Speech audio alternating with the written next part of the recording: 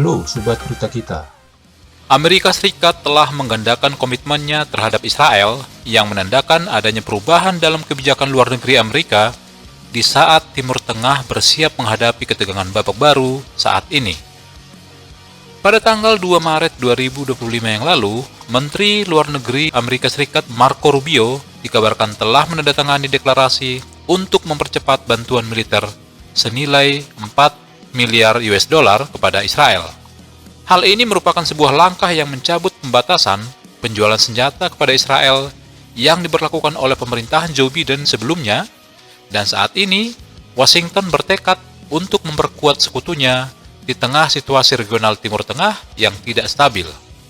Keputusan ini muncul saat Iran sedang mengintensifkan dukungannya terhadap kekuatan proksinya di wilayah yang bertetangga dengan Israel, mulai dari Lebanon hingga Yaman, yang menyiapkan panggung pertikaian baru yang sangat berisiko tinggi yang dapat menguji prioritas dan pengaruh Amerika Serikat jauh melampaui Mediterania.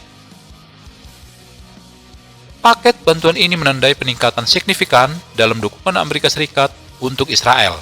Para analis militer menduga bahwa bantuan itu dapat mencakup amunisi berpemandu presisi, sistem pertahanan udara, dan bom berat.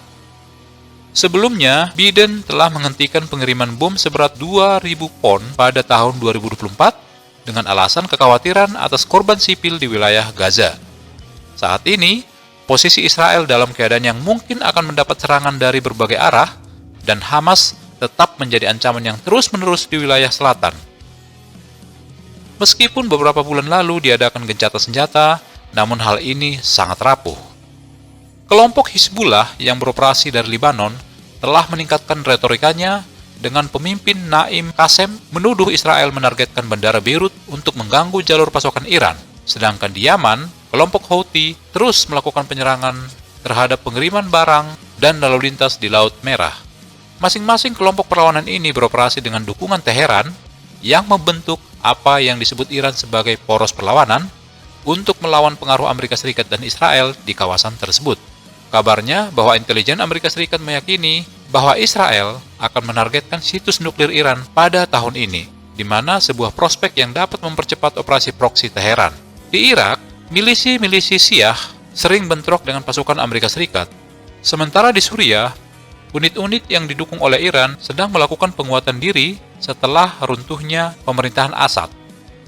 Kontras yang sangat tajam, sementara Washington menggelontorkan sumber daya ke Israel, Teheran mengandalkan perang asimetris, menghindari konfrontasi langsung, akan tetapi melakukan perluasan jangkauan melalui milisi dan pesawat nirawak.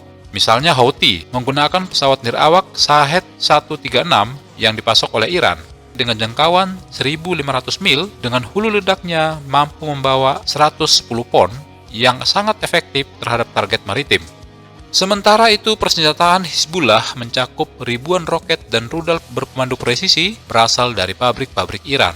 Bantuan Amerika Serikat untuk Israel kemungkinan mencakup sistem seperti Terminal High Altitude Area Defense atau THAAD yang dikerahkan pada tahun 2024 untuk melawan ancaman balistik yang memiliki jangkauan hingga 125 mil dan pencegat yang dapat membunuh target. Raja Yordania, Abdullah II, telah melakukan pertemuan dengan Donald Trump pada bulan lalu dan mendesak fokus pada krisis kemanusiaan di Gaza dan mendorong kedua belah pihak untuk melakukan gencatan senjata secara permanen untuk menghentikan peperangan yang sudah merenggut korban jiwa yang sangat banyak itu. Israel yang dibentengi oleh dolar Amerika Serikat berdiri sebagai benteng pertahanan, namun garis patahan kawasan itu semakin dalam. Untuk saat ini, dunia menyaksikan keseimbangan yang rumit.